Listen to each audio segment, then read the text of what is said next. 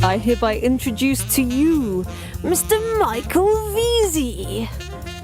Today's episode is brought to you by the 10K Collective. The 10K Collective is a collection of men and women who are doing at least $25,000 a month on Amazon in the UK, US, Europe, doesn't matter, but that is the figure as a minimum. Now, why that figure? Because it means you get to meet with like-minded people who are serious about Amazon, who are doing well, and who are ambitious to do better rather than knocking around with newbies, which isn't going to help you if you want to scale up from 6 figures a month to 7 figures or whatever you're ambitious to do, 4 to 5 figures. We have people who are doing up to around the $250,000 a month mark. And as I say, the lowest is 25K. So it's still quite a big spread, but we have amazing things that get shared.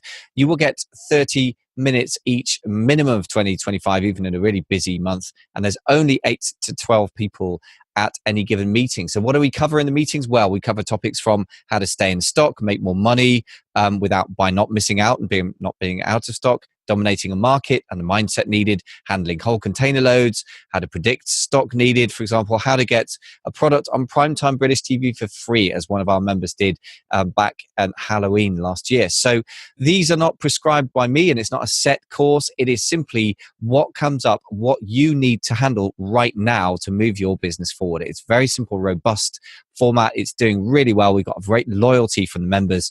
I think out of 10 people that have joined it so far, about 8 are still with us after several months, which is a real testament to the fact that they're getting value and there's a great feel of community and we have a lot of fun. We take business seriously, but we also try not to take ourselves too seriously. We have a lot of fun. We're very open and we have a lot of serious debates that actually result in people doing stuff and taking action, like opening up in America, like going to Germany, like, doubling their orders. I mean, serious action takes place as a result of these meetings, and it's also good fun.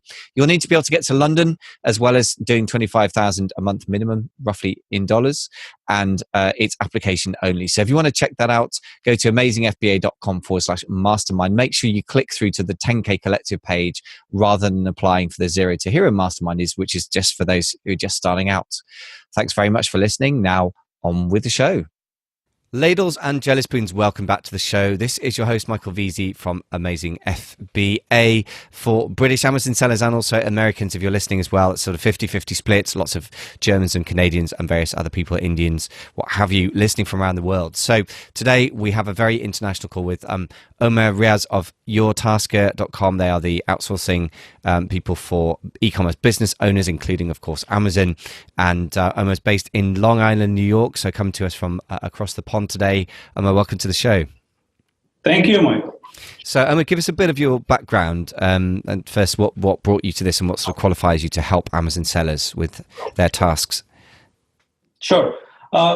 Again, my name is Omer Riaz. I am from Long Island, New York, and I am from basically IT background. I have worked in Big Four consulting firms like Accenture and Deloitte for about 12 years. And I started my journey in Amazon space like 5 years ago with my partners. And obviously we were from IT background, had no clue about e-commerce. So instead of just figuring out everything at our own, we made a team back in Pakistan. We brought our third partner, started this team for 3 people, and we were basically learning stuff and delegating those stuff to that team. Stuff like Amazon listing creation, listing optimization, PPC management, customer support, like all tasks which are daily and repetitive. We delegated that. And we started our model from a wholesale perspective, and then we moved into private label. So we have learned a lot on that curve, and we delegated that. So after a year or so, we were doing pretty good. Like, we were at 6-figure sellers, and like year or so, our friends and our suppliers, they start asking us like, where you guys, how you guys are doing it? You guys are from IT, have no knowledge about e-commerce. And we told them, it's basically, we have our own team, which we made just to delegate these tasks, and this team is helping us. And there we got another business angle, or I would say another venue that people start asking us like, whether can we get your guys like to help us? And we thought, well, that's a great thing to do, because I have worked for Accenture and Deloitte, same like my partner. And when we were working for Fortune 500 companies, they have amazing outsourcing solution, which small business online owners, they can't afford it. They can't trust it. Like, people who are working overseas, they can, trust those guys. So we thought that we should build this practice. We should bring a solution for small business owners, online business owners, where they can rely and as well as grow their team. So we start talking to people, we start developing our team, and now I have about 165 people in my team, and we are managing more than 200 Amazon Seller Center account. We also manage eBay, Shopify, Walmart. So that is about your Tasker. Right. Okay. That's quite an impressive background. So just to summarize a bit, it sounds like you did that classic thing that many people who have had on the show, and I guess it's like, 3.5 years now I've been running here. So it's scratching your own itch, which I would always advise anyone is any kind of startup. Well, that's true for Amazon sellers as well, by the way. I think is for selling products. Scratching your own itch is always smart because you understand the needs of the market because you are your target market, right? This is always smart. And it grew very organically as well because people started seeing you were successful and asked you, oh, how did you do it? What's unusual about your story, I think, is that you actually started almost immediately with the outsourcing because that's obviously been your comfort zone from your background. So quite different from a lot of people. As you say, a lot of people are very reluctant to outtask. So you're managing obviously over 200 businesses. You've got a ton of people that work for you. Very impressive. The first question then, really, as you pointed out, smaller sellers, as opposed to the Fortune 500 company type people, often struggle with outsourcing because getting quality, reliable people is difficult. But also, even more than that, how do you start? You've never done that in your life if you've just been an employee. So what would you say are the most common problems you see with smaller sellers around the outsourcing in the Amazon space? Well, the basic concept is, everybody who starts online businesses, they want to get financial freedom, basically, and that is only possible when they build some model which works for them. And now time for them is basically to, explore that or take it to the next level. For that, they need help. So when it comes to hiring, they can't find people from the market. Either those guys are pretty expensive. I mean, for Amazon marketing, you can't find people. Or the other issue is like they can rely on freelancers out there. I mean, there are pretty great freelancers out there as well, but they can rely on those guys whether they're going to take care or no. So reliability and trust is first thing. So when we start with them, the very first thing which we do is, we do an account audit, okay, which we're going to talk about later, which is one of the offer as well. So basically, whenever we start with them, we have built this company, and we don't want to work with people who are not ready to delegate. Okay, so the first thing which we need to do is we do a full account audit, whoever we work. Okay, once we start, we do full account audit, and that includes like your listing whether they are optimized, your backend keywords, your PPC campaigns. So that's like 70-page detailed document. So when we bring this document in front of you, okay, and 95% of the time, people say that, okay, these guys know Amazon, okay? They are not, just talking about it. They know Amazon, and they are ready at that time because they know what they are lacking, and that's kind of a scope of work as well. They know that this is what they are lacking, and we found that, and we can work on that. So we kind of lay out a plan for them, and we said, okay, for first few months, we're gonna just cover what you're missing, and then we could target your optimization, And obviously, I tell everybody, people who have built team with us, like, one guy has like 15 people with us, we tell them like, start with one guy, okay? And once you see value, once you see your business is progressing, okay, we are not in rush. Just then build your team, build a team of 2, 3 guys, 4 guys, whatever, So people who have started with us with one VA, now they are, 3 to 15 guys in their teams. That's how we are progressing. We want to work with people who have potential, they want to grow, and they are ready to delegate. So I think getting their trust and showing them what we know, it has been a big win for us. Yeah, that makes a lot of sense. What I think is very interesting is the What was I going to say? The main thing is that you diagnose before you prescribe, as they put it. So there's an old saying in business coaching, which is prescription without diagnosis is malpractice. So in other words, if you start saying to somebody what they should do before you've analysed what's actually going on at the moment and what their issues are or the potential wins, then that's premature. So I really, really like the fact that you offer an audit, and obviously you're offering massive value up front. I didn't realize it was a 70-page document. I know that you offer for free, and we'll put a links for that. I mean, it'll be amazingfba.com/yourtasker, URTASKER. But we're going to put links there. But the free audit in itself is massive value, so they can immediately get value up front, which is very smart marketing and very kind of friendly. But also, I love the fact that you check where people are at first before you start offering solutions. So that's very, very smart.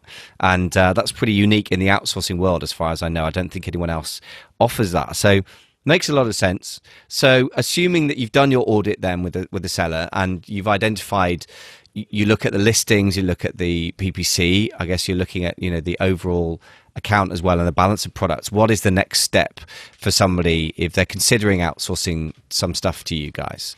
Let's take somebody with, say, 10 SKUs, 10 different product lines. They're doing, I don't know, $10,000 a month, fairly early days, and they're getting very busy. They still got a day job.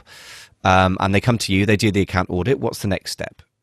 So basically, the next step is our onboarding process. We give them a package. We propose them a package that based on your needs, this is the package which suits you. Okay, and once they agree, we have a onboarding call, which is basically so. I just talk about the front end. On the back end, since we own our own offices, we have our own offices in Pakistan. We have two offices. One is in Federal Capital. One is in other city.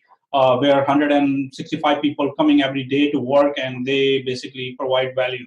So we don't rely on any outsider freelancers. We have our own people which we hire, we train, and we vet their services because it's a reputation of your tasker.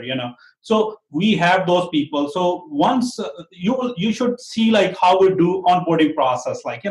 Other day, there was one of the guy who was talking about our onboarding process. He was quite impressed that once we do an onboarding call, it's like it's the same feeling where Fortune 500 companies they are showing value to the client that on that onboarding call you will see a quality assurance guy, a project manager, and then VA, and we offer quality assurance and project manager free of cost right now. Okay, so whenever your VA is working, it's not just VA; it's someone who is doing quality assurance and project management. So these are the tasks. Then we tell them like where you are comfortable. Like we have to running two shifts. Okay, one is Pakistan daytime, and then is obviously is US Eastern hour. So we ask them like most of the time when they are hiring full VA, where they have to work on a daily basis, we ask them like, what is the level of communication you want to have? That's very important. Whether you want to have a daily call with them, whether you want to have a weekly call, let's say if you're getting less hours, how you want to communicate. We document that, okay? And we also document whatever we have once we did an account audit, what is the finding, what is the project scope, they sign off, okay, and we start working on them. We also give them timeline as well. Okay, this is the timeline, so they know that what exactly they are getting. So it's basically repetitive task plus we show them a picture that what exactly you're looking for. And obviously, if someone started, and once we do account audit, and we reject people too, okay, and we tell them people start I always talk that product research is the major part of your online business, and a lot of people make mistake in product research. So they have like products who they are not able to sell because they are not in good niche, or they are low demand and high competition. And we honestly tell them, this is not going to work. Okay. We need to be honest. We don't want to start something, and if it does not work, and then later start people complaining us. So we honestly tell them, this is not going to work. If you want to start fresh, okay, this is the product research criteria. If you want to start, this is for small sellers. Most of the big sellers, wholesalers or private labels, once they have figured out the product, they are doing great, we just take over whatever their in-house team is doing, and they can just manage. Excellent. That's quite the answer. So again, it's quite a sophisticated service you're offering here. As you say, there's quality control person there, as well as a project manager. So that's kind of included in what you're offering, as opposed to just being kind of add-on, which is quite reassuring. The fact, of course, that you employ your own staff as well rather than freelancers. I mean, there are different models for doing these things, but that's unusual. I guess for you guys, it's a bit of a pain, and it's a fixed cost, and it's it's more of a risk. But you're taking the risk, I guess, from the point of view of the user. That actually makes a lot of sense. And it's interesting, obviously, that you're willing to reject potential clients if they're not able to take advantage of what you're doing, if they've made a mistake with their product selection. Because I've had the same issue with my little consultation, which is very much one-to-one. It's much simpler, but still there are some people who will approach me, and I'll look at what they're doing, and I'll just say, you know what, I don't think I can turn this around for you. Sometimes I'll say, let's give it a month, but I don't think I can turn it around. We can give it a go if you want. And sometimes people go for that and sometimes not. So that makes a lot of sense. So yeah, it sounds like then really, once you've decided what the scope is and the communication level and the fact that it is going to work for them, let's break it down a little bit further. So we've been talking in sort of very general terms. What exact services do you offer for people? Let's break them down one at a time, and let's take a list first. What services do you offer and what do you not offer? Sure. So basically, the services which you offer are starting from product research. Okay. So we have, like, for small sellers, we have packages for product research. Okay. They can start with that. We have the major part of our services is basically listing and listing optimization. I would say listing optimization is a major part, which most of our guys are working, and then PPC management. Okay. So these are the two, listing optimization, PPC management, where most of the time we are working, but we also take care of customer support. We also, submitting cases and all those things. The things which we don't offer is anything which is against Amazon TOS. Okay. And I tell them, since people talk to us and they kind of have those questions, and I tell them, we do everything which is in Amazon TOS, whether it's a listing optimization, customer service, PPC management, so things like that. And when I was mentioning, I think that was one of your questions as well. So basically, on the other side, on our side, when people start working with us, one of the things which I tell them, like on the onboarding call, I tell them, like, we have built this practice, outsourcing practice. It's like more like a consulting practice, and what we want from you every second week or month end, mandatory, you have to provide us feedback. Okay. That has been phenomenal for past 3 years.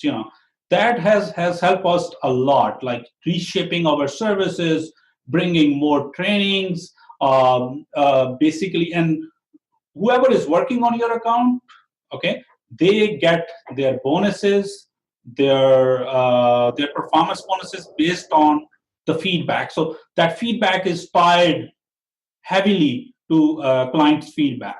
So I tell everybody, provide us feedback. That's why our project managers are there, to get your feedback, to improve our services. And that has been one of the big success for us as well for past 3 years. Excellent. So that means that you got a very built-in way of improving your services, but I like also the fact that your VAs are incentivized with bonuses based on the feedback. So you've built in a sort of hard, measurable relationship between the clients, i.e. us the sellers, and how your guys get paid. So they got an incentive to do a good job. That's very good. I like that a lot. So let's break it down. So the listing optimization, obviously very important thing to offer, because it can be a very laborious job, time consuming, but it's obviously absolutely critical for getting good sales organically. Even if you don't use PPC, if your listing's rubbish, you're kind of shot down for start, right? So tell us a bit more about that. What do you offer specifically, and how does that process work? Sure. So I will go back to the account audit. Okay. Once we do account audit, and there are like 3 or 4 factors when we determine the listing optimization part. Okay. The first one is like your listing title. Okay. A lot of people, they don't use the full space which is available out there. Okay. They don't follow the basic standard Amazon practice. Okay. To put right wordings, keywords, title, basically they don't follow that. Then it comes to the bullet points. Okay, bullet points in another area where they can, put. They could have an excellent copy. Okay, but if that does not have relevant keywords, okay, where they can optimize, okay, it does not make sense. That's what I say. When it comes to listing optimization, it basically copy of your listing plus the technical part, which is your keywords. And what I have seen, which I can tell you, and I think it's very informative for all people out there, most major part is the back end keywords. Okay, people have been confused. Once I started Amazon, okay, it was much easier. You could, I think at that time they had like 5,000 bytes you could put, and now they have recently, if I'm not wrong, it's 250. You could have on the back end 250 bytes. But a lot of people, they don't know, and that is one of the major factors. Once we find out when we do account audit, that people are not putting, they don't know the standard practice. Once they have variation, how to handle those, and then description is obviously another part. How to write a description which can evoke emotions and basically help once someone lands on your listing after you're running PPC, and someone lands and if they don't buy it, it does not convert. That doesn't make sense. So all these factors in listing optimization are the major part in optimization, I would say. And once our people talk about that, you will get an idea, that they are talking about something which we are lacking. Okay, and that needs to be optimized. Obviously, first follow the standard practice, whatever Amazon provides, and then optimize based on that. So that is basically the plan. And people see a lot of value once they start working. Once they start following the Amazon standard practice, they see results and they love it. Yeah, it makes a lot of sense. I mean, obviously, there's nothing like getting results to make you feel good about spending money on a service. So that's excellent. And what you say makes a lot of sense. Yeah, most people, because I do a lot of this, is not a service I offer separately very often, but certainly as part of my consulting work, and mostly with beginners. I say that even though I run masterminds, we've got people doing up to people doing several £100,000 or dollars a year sometimes are making some very basic mistakes with their listings if they've inherited or are running a business that has a lot of SKUs, and there's a few of them out there that they kind of threw them up on Amazon, but they're busy running a traditional type of business where they're selling to retailers or something, and there's a few of those still out there. They often miss these things. So yeah, it's very good basics. Use all the space, make sure it's keyword dense, and the back end keywords, you're quite right, a lot of people are confused about that. So it makes total sense. It's the basics, but it always works. Always got to get those things right. What about PPC management? Presumably you would offer that as well as a sort of flip side of listing optimization, especially for people doing launch. Sure. So when you were talking about, I think you said, what is the next process? So once we onboard or we provide them a proposal, basically we have three kind of skill set on our side. Okay, one is like beginner or intermediate. I would call it intermediate. It's basically a VA who comes with the good training, good data entry skills. Okay, has knowledge about Amazon. Then we have Amazon specialist VA, who's basically has at least 2 years of experience working with us, obviously, and they know in and out of listing optimization and all those things. They can take care of that. The third part is Amazon expert. Okay, we don't have a lot of people. We are trying to build this practice because we have been in industry 3 years. So if I say that I have like 100 people on Amazon expert, that's not possible. So we have a couple of people. Okay, we start still building that practice because we are very careful when we sell this package to someone. So PPC management, it falls into Amazon expert VA, someone who could basically know, first of all, how to create campaigns. Okay, obviously that's the easy part, I would say. Optimizing campaigns, that's a major part. That comes with a lot of analysis, and you need to know what is working, what is not working. And the third part is basically following whatever is going on in Amazon. Like, recently, if you have noticed, like past couple of months, there are a lot of changes on. It's very hard for me even to keep up with all those changes. And obviously sellers, when we talk to them and they said, well, we know that this came, but we don't know what is the impact on that?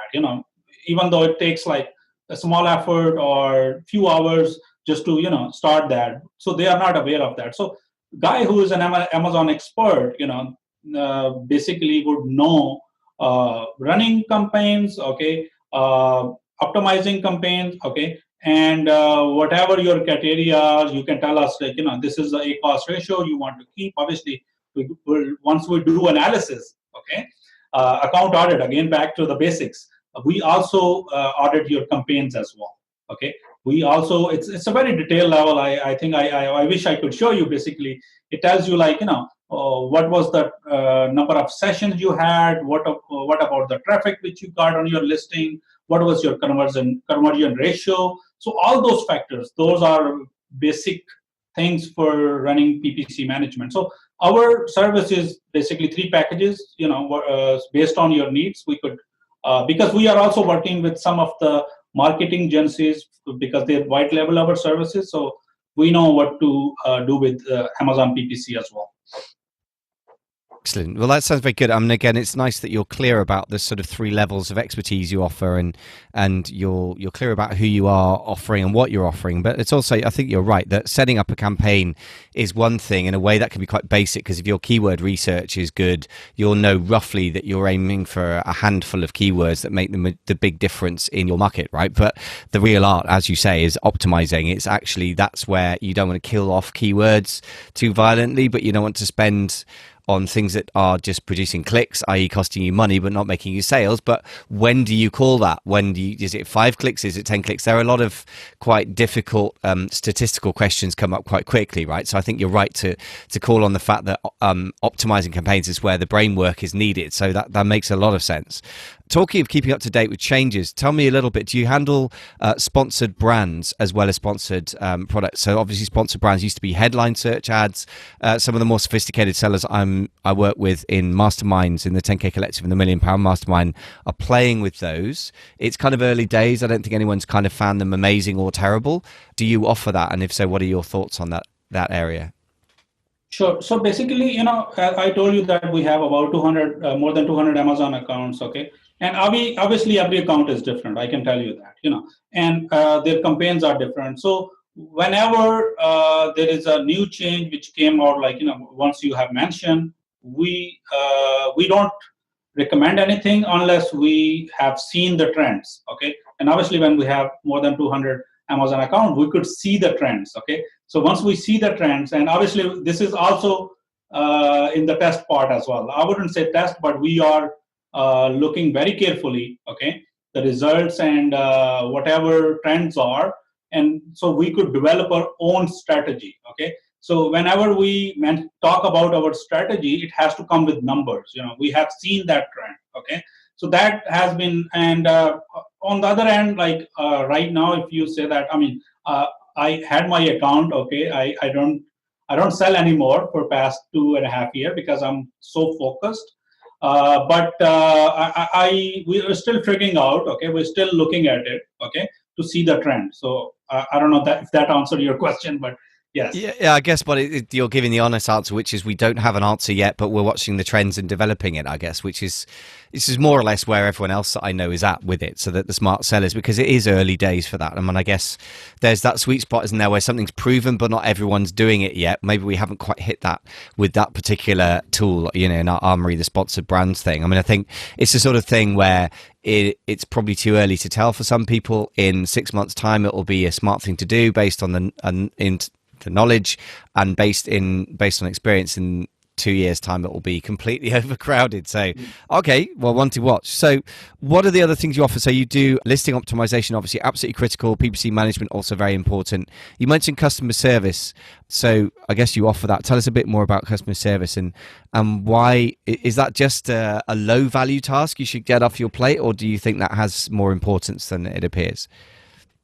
Well, it depends on the seller, if whether they are FBA or FBM, obviously FBA take care of most of the customer service part, because, Amazon is taking care of your inventory and everything, but still you have to see, like, whether you get a message from a customer, how you need to respond that. For FBM, it becomes, critical, because, you are responsible for your shipping, so you have to make sure you have all those your templates and you comply with those. It depends on the seller, and I wouldn't call that it's a lowest value, but it depends on your business model. What exactly what model you are following. So it will depend on that. And I think if we consider all of the tasks, it takes a lot of time, and especially monitoring and handling, and all those things. We also do some of social media, but we are not there yet. So obviously we're exploring that part. Okay, but we pretty much focus on Amazon, eBay, Shopify, Walmart. Recently we there is a lot of people talking about Walmart, and we have a couple of accounts which we are exploring with our clients to see what are the trends, people who wants to move from Amazon, or you want to start with Walmart. We could help them as well. So there are a lot of things in those tasks. Okay, so a couple of things then. Let's talk about customer service, and I want to talk about Shopify, because obviously that is something that some of the more serious sellers already have a big Shopify presence. Other ones really want to try and develop it. So let's come back to that in a sec. But customer service, I mean, one of the things that's related to customer service that isn't strictly speaking customer service is obviously trying to gather reviews.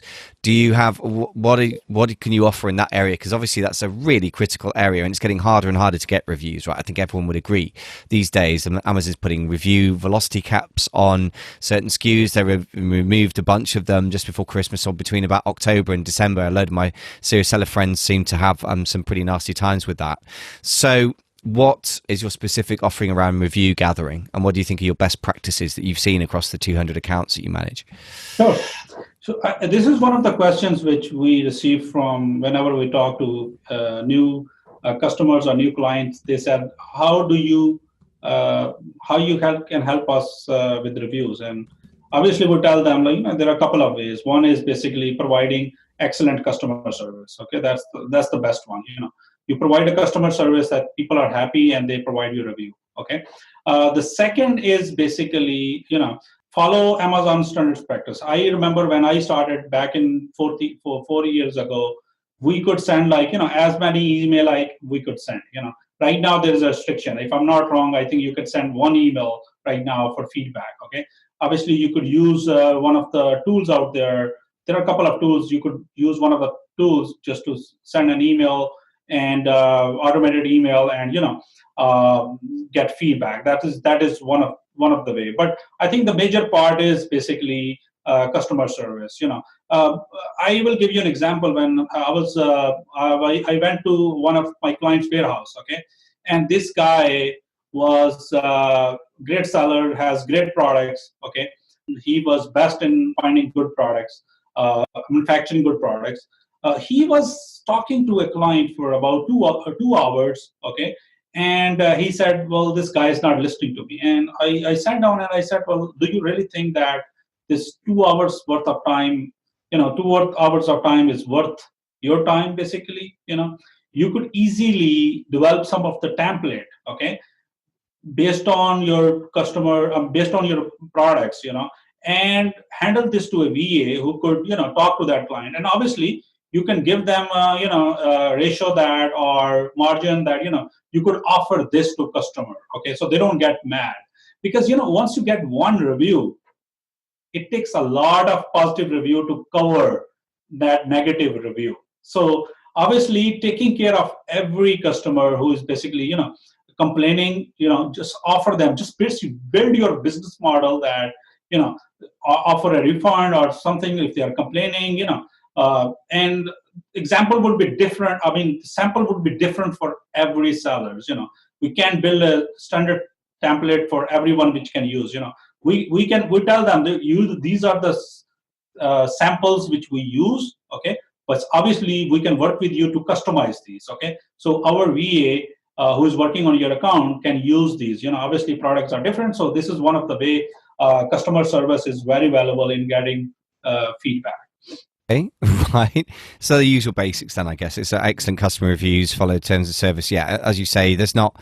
It's going to be just harder to get reviews, but yeah, as you say, it's more critical than ever to avoid negative reviews. So that's one way of looking at review gathering, is not so much just about getting positive reviews, it's avoiding negatives. As you say, they are really hard to get rid of. So other channels, let's talk about that. So eBay and Shopify. I think eBay is something I don't sense a great deal of interest from other Amazon sellers. I may be misreading that, but not the ones that I interact with in the masterminds that I run anyway. Let's talk about Shopify, because I do know a couple of people who've got serious Shopify sites that if they're doing, say $1 million a month on their business as a whole, maybe Shopify is about a quarter of that or something. So it can be significant. How, obviously you're not offering PPC management in the same way. What sort of services can you offer somebody who's also got a Shopify account as well as a business, I should say, site, I suppose, as well as an Amazon account? Sure. I have experts in my team who manage Shopify. I can't talk a lot about Shopify because I didn't have any Shopify store, but let's see what I can talk about. So basically, we have two packages. One is basically Shopify development. Okay. So store development, that is one team. That is basically the team which includes like web developer and designers. Okay. They are one team. Okay. So once it's developed, then we have another team who can take care of Shopify, like Amazon, listing products and, managing on day-to-day basis. So these are the two packages which we offer for Shopify. So it sounds like you've got the people in place, but at least presumably if you've got clients who have a Shopify store as well as an Amazon account, you guys will manage all of that under one roof potentially. We love to do that because once we work with one client, we try to get whatever stores they want to explore their business or increase their business on different channels. We also encourage them first let us do an analysis on your product, whether it's a good product to sell on eBay, Shopify, or any of your competitors are selling on that. So we could do some of the basic research. Okay, that's like a consulting as well. Again, I said it's basically managing your business plus providing you consulting as well. So you could see the value. Great. So tell us about so that implies, I suppose, also Amazon account management. So you obviously can do the bits and pieces that are, obviously critical. You do the account audit, which I think is a massive bonus. I mean, that's really very valuable in itself. I've sometimes offered that for free. I mean, I generally charge for that now because it is a lot of time and effort to do. So I think that's a massive value you guys are offering. PPC management, listing optimization. But what about Amazon account management overall? Is that something you even offer? Because it's a lot of work for the person doing the management, I can say, from having done it a couple of times. So basically, right now, if we have not named this as a service account, Amazon account management, but that's what VAs are doing. If you see from product research, listing optimization, PPC management. Now I'm talking to a couple of our clients. They basically want us to take care of their Amazon account fully. So we charge them, rather than a fixed amount, basically commission. Okay, that's another level of services. Okay, but obviously we have done all those tasks. Okay, now we have to just reshape that. Okay, so when I mentioned about, again, basic like account audit, it's not basically something which we will do. In the beginning, it's a specialized team which we have, like guys who are working with the 3 years, like Amazon expert, who put maybe 2 or 3 days of their time to provide that value, because that defines the project scope. So obviously we're doing all those things when it comes to Amazon account management, but we have not named this as a service yet, like separate to whatever we are offering. But in near future, we will name this as a service as well. Okay, great. And can I get a flavour from, obviously it sounds like it's still kind of in development and it will depend on a few different factors, but can you give me an idea, let's name a couple of specific types of clients and get an idea of the sorts of levels of commission that you would charge, or the sorts of fees. So let's say if somebody has 100 SKUs, they're doing about $100,000 a month, mostly in the US, but they've also got a few SKUs in UK and Germany. That's a typical kind of client for me for the some of the masterminds I've got. what sort of amount would you charge those guys to manage an account for them, for example? I think when it comes to amount, I don't know. I can describe you right now, but it will depend upon about their business. Obviously, when we do analysis, we know the scope of the work, and then we could give you the proposal. How much it's going to cost. But let's say if it's a bigger client, okay, so we could I'll give you an example. Like a couple of clients whom I'm talking right now, we are managing their business for more than 1 year or so, okay. And one of the things which they lacked, they were looking for new products and they can't find one. They said, we have people who are managing our business, but we need people who are specialized. Okay, so you take care of that part. You take care of bringing all those new products. We will do the investment. Okay, so basically we could work on a commission basis. Okay, and obviously the commission percentage would be based on the revenue. Okay, rather than fixed. Obviously the big sellers we're gonna charge smaller commission based on their revenue. But for smaller ones, it would be a different percentage because we are taking the full risk. You are basically on your end. You are basically just doing investment. So a lot of people which I have seen, they are buying or starting their business on Amazon, and obviously they don't have a lot of knowledge. So that is a great package for them if they are starting up. We could take care of that.